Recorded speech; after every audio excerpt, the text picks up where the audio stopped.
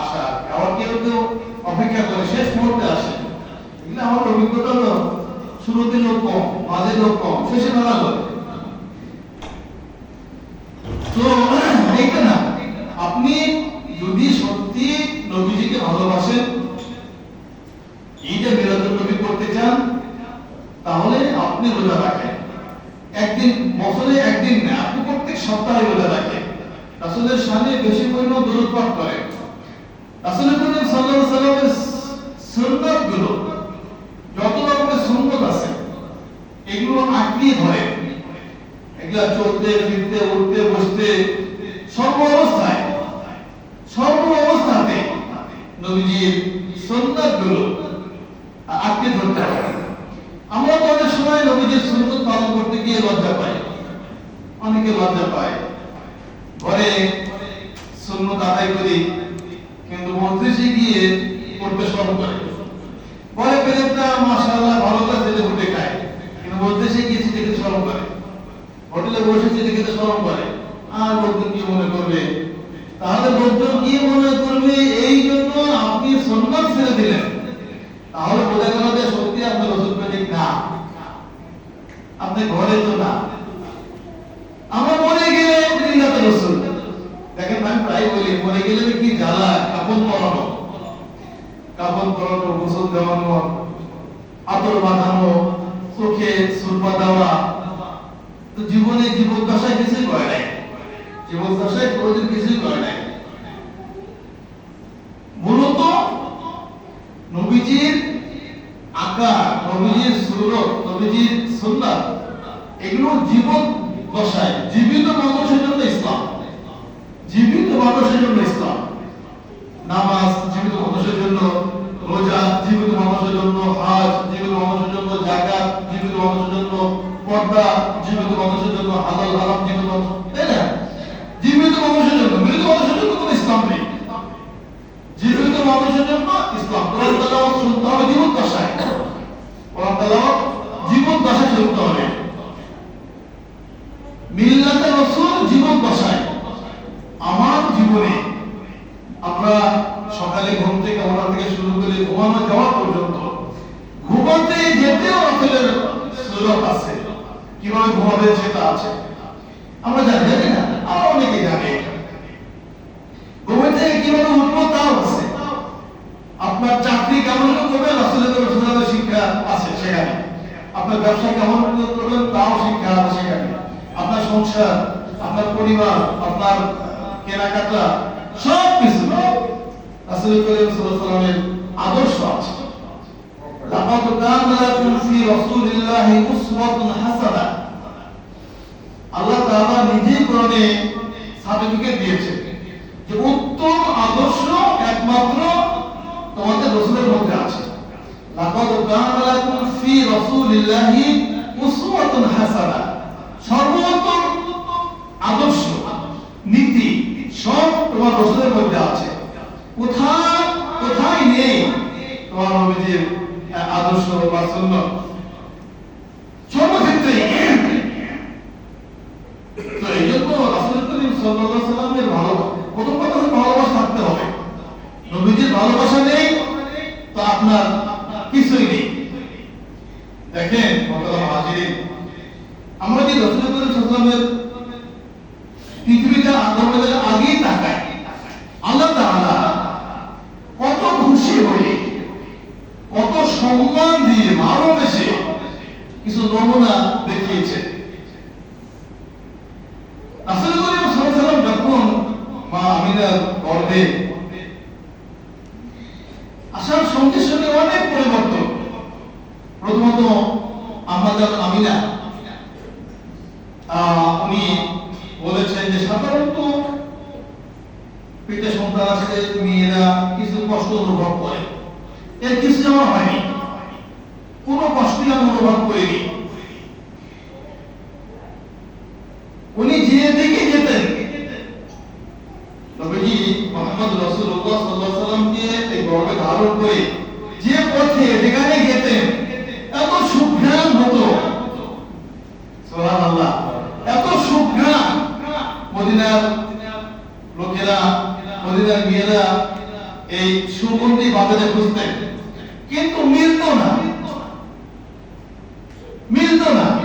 আমার ভাই আনার সাহেব ওনাই গেছে, একটা আব্দুল মনিকে গিয়েছেন, আমাকে দিয়ে সুলতান, এটা আমাদের দেশের ঘ্রাণ পাওয়া যায় না, পাওয়া যায় প্রবল।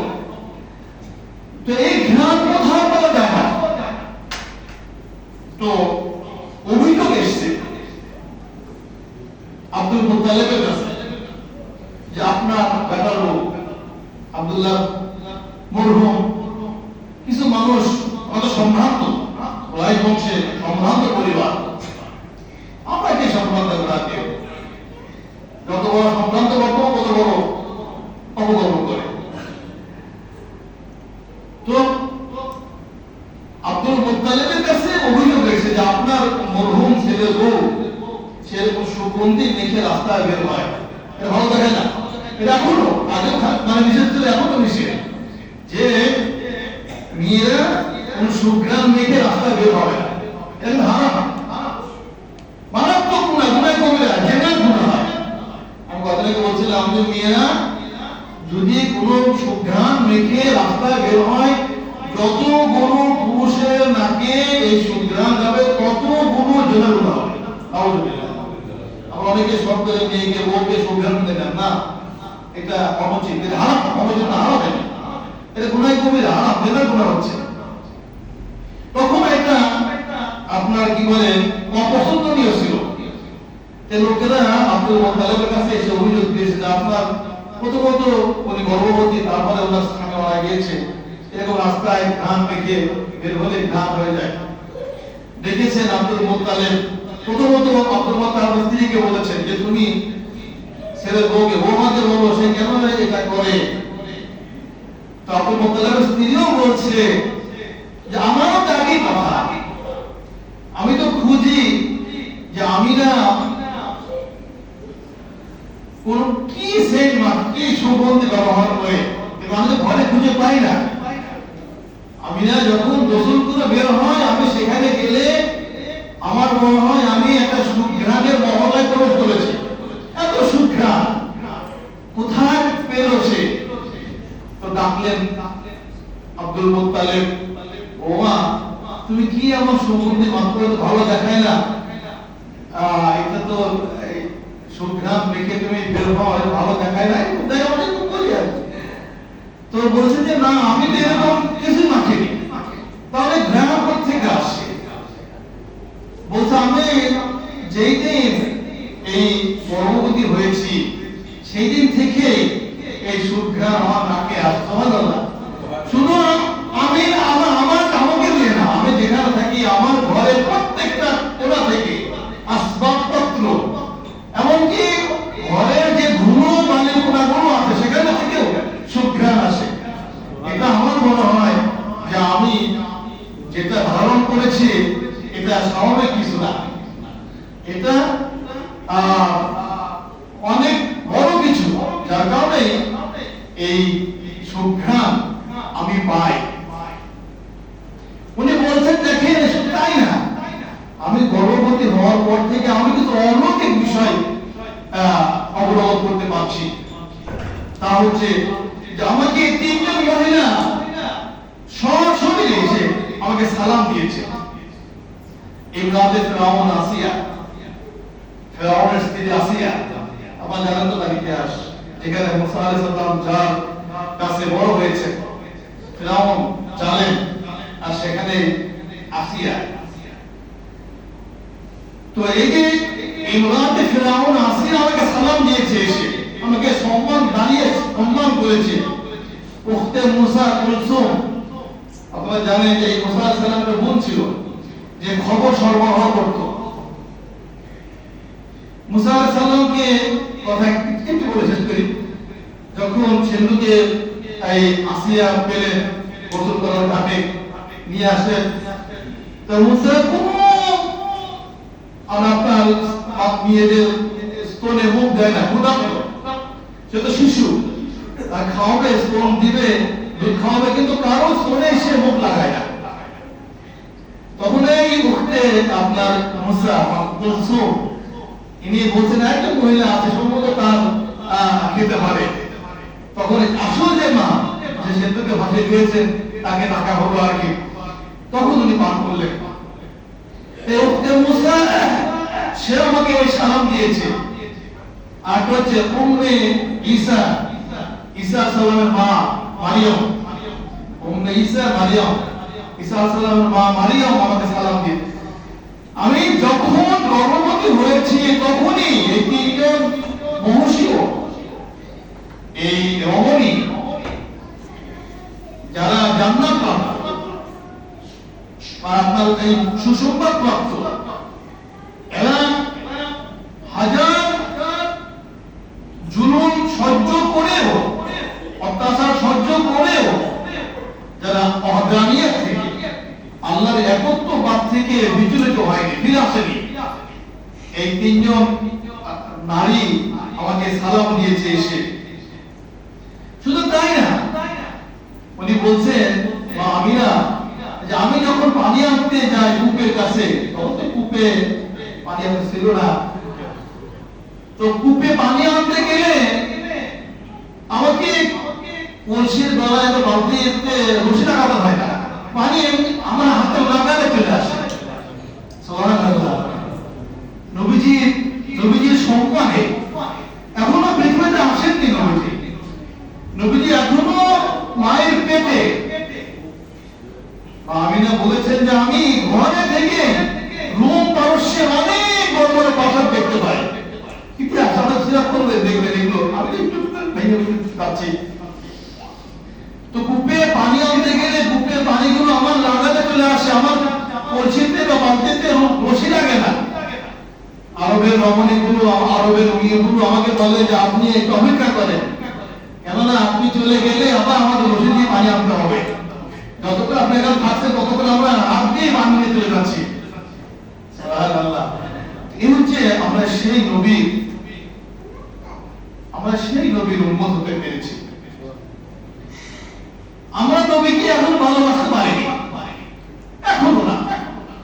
আপনি জিজ্ঞাসা করেন, আপনার আমার অনেকের বয়স হয়েছে, আমরা এখানে যারা 50 ঊর্ধ্বে আছি, আমাদের যারা 50 ঊর্ধ্বে বয়স, এই লোকগুলোকে আমি জিজ্ঞাসা করি, আমি শুনুন যে নবীর মহব্বতে সত্যি নবীকে ভালোবেসে এই 50, 60, 70 বছর বয়সে একদিন সোমবার রোজা রেখেছেন?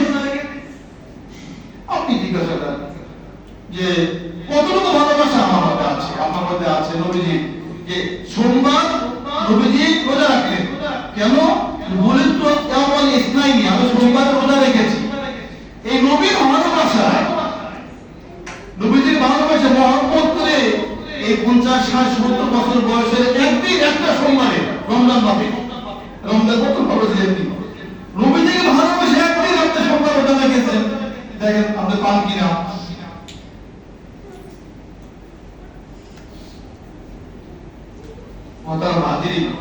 আল্লাহ তাআলা কোরআনে বলেছেন যে কুল ইন কুনতুম তুহিব্বুনাল্লাহ ফাত্তাবিউনি ইউহিব্বুকুমুল্লাহ ওয়া ইয়াগফির লাকুম যুনুবাকুম ওয়াল্লাহু গফুরুর রহিম। কুল আতিউল্লাহ ওয়া রাসূল ফাইন তাওয়াল্লাহু ফাইন্নাল্লাহা লা ইউহিব্বুল কাফিরিন। আল্লাহ রাসূল নিজে বলেছেন লা ইউমিনু আহাদুকুম হাত্তা আকুনা হাব্বা ইলাইহি মিন ওয়ালিদিহি ওয়া ওয়ালাদিহি ওয়ান নাসি আজমাইন। লা ইউমিনু আহাদুকুম, তোমরা মুমিন হতে পারবে না ততক্ষণ। প্রকৃত মুমিন যেমন দুটো অধ্যায়, একটা হচ্ছে লা ইলাহা ইল্লাল্লাহ, আল্লাহ ছাড়া কেউ নেই, আর একটা মুহাম্মাদুর রাসূলুল্লাহ। এই দুটো জিনিস কিন্তু ওয়াহদানিয়াত আর রিসালাত, আল্লাহ একত্ববাদ আর আপনাকে বলে রিসালাত। একত্ববাদ রিসালাত দুটো ঈমানের অংশ, একটা অধ্যায় হবে না। আপনি আল্লাহকে মানেন, নবী মানেন না, হবে না, তাহলে আপনি মানবেন না। নবীকে মানেন, আল্লাহ না হবে। তো দুটোকে লা ইলাহা ইল্লাল্লাহ মুহাম্মাদুর রাসূলুল্লাহ দুটো জিনিস একসাথে করতে হবে। তো আল্লাহ রাসূল বলেছেন যে লা ইউমিনু আহাদুকুম, তোমরা ততক্ষণ প্রকৃত মুমিন হতে পারবে না হাত্তা আকুনা হাব্বা ইলাইহি, যতক্ষণ না তোমার কাছে আমি প্রিয় হব, মিন ওয়ালিদিহি,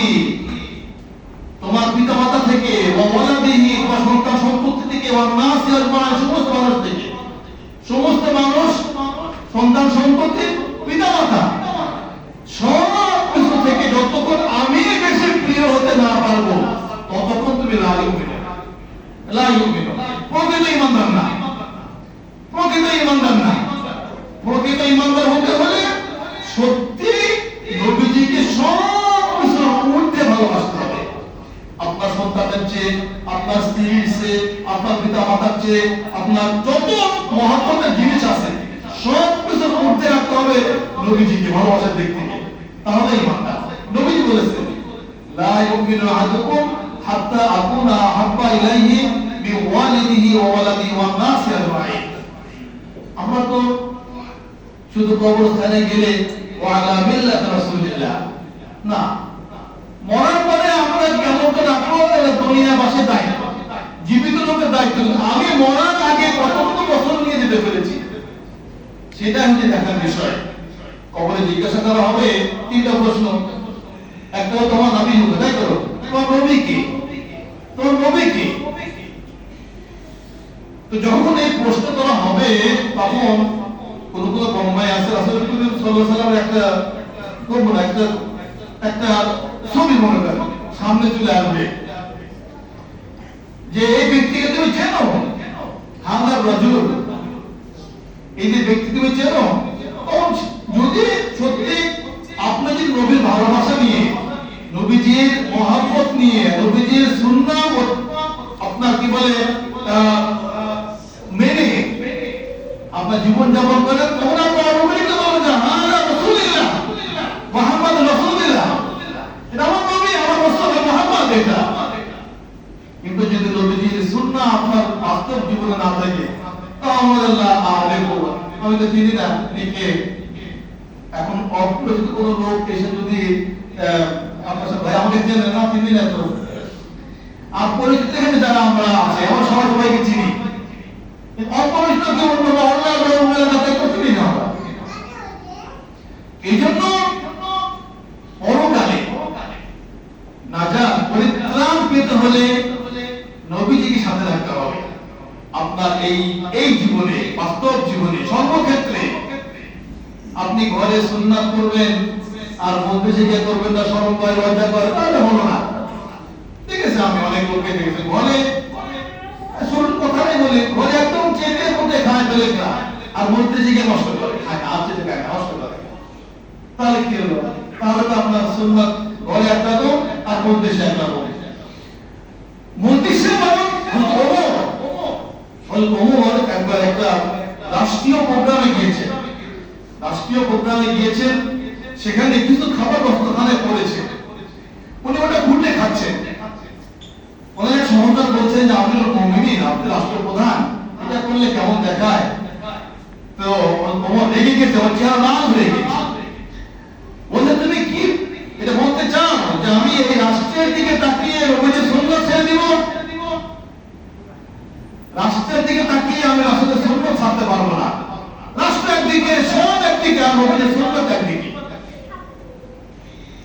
তো যাই হোক মোহতারাম হাজিরিন, আমাদের ছোট্ট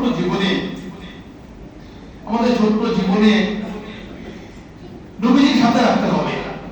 চলতে ফিরতে, উঠতে বসতে, ব্যবসা বাণিজ্য, চাকরি বাকরি, সর্বক্ষেত্রে কোথায় যাবে না যেখানে নবীজি নেই আমাদের জীবনটা কখন ঘুরিয়ে যায় বলা যায় না। শুধু মরার পরে কেবলা দিকে মুখ কর, উত্তর দিকে মাথা দে, তারপরে মিল্লাতে রাসূল একটু কানে নাকে সুরমা মাখাও, কি বলে আতর মাখাও, চোখে সুরমা দাও,